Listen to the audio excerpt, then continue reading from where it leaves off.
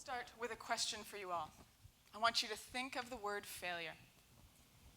What words pop into your head? What words do you associate with the experience of failure? Just yell them out. Trying. Embarrassment. Shame. Disappointment. Pain. Discouragement. So in my hand, I am holding the Engineers Without Borders annual failure report. Comes out alongside their annual report, collects stories from across the organization.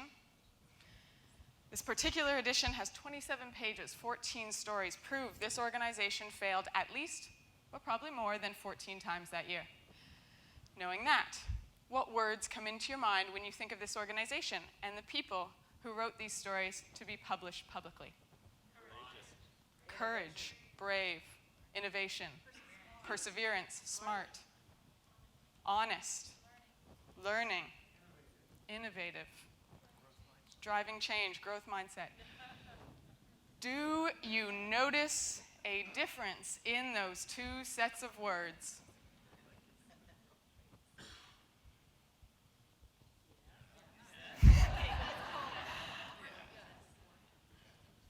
In many ways, we are hardwired to learn from failure. Kids know this.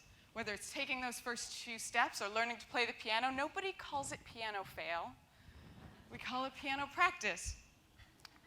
We accelerate our ability to learn when we push ourselves to the edge of what we know and allow ourselves to experiment. And yet, as you're well aware of, our education system tends to value testing over learning.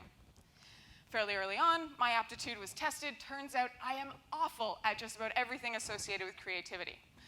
Drawing, singing, painting, acting, music, dance, poetry, you name it, I am bad at it. Fortunately enough, happen to be half decent at science and math, put me firmly in the science nerd category.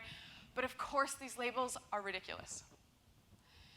Just because I'm not traditionally creative doesn't mean I can't create. And there's science and precision in the most wonderful works of art, and there's art and creativity in the most groundbreaking science.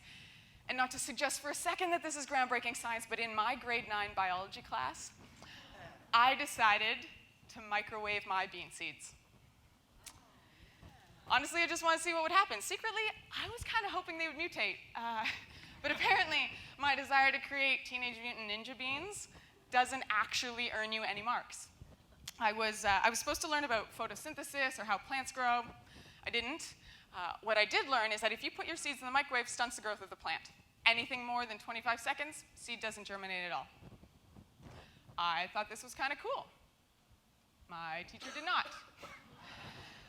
Because I wasn't supposed to do something new. I wasn't supposed to change the definition of the problem I was solving. I was supposed to do what I was told. That's what I was being tested on. So when my seeds didn't grow, I failed. And yet STEM at its very best is all about experimentation.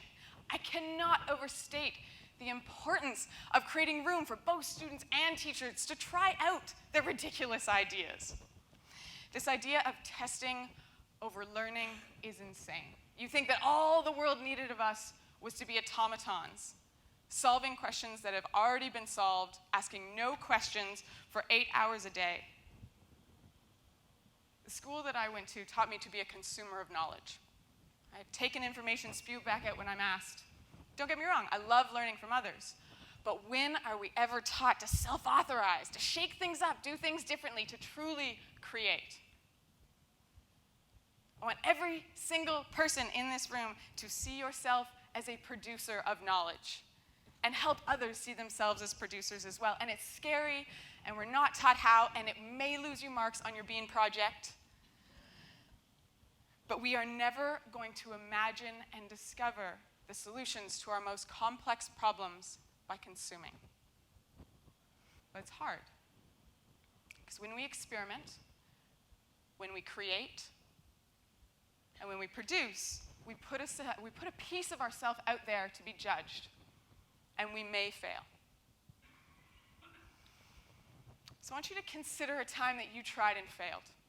What did it feel like? What was your reaction to that failure?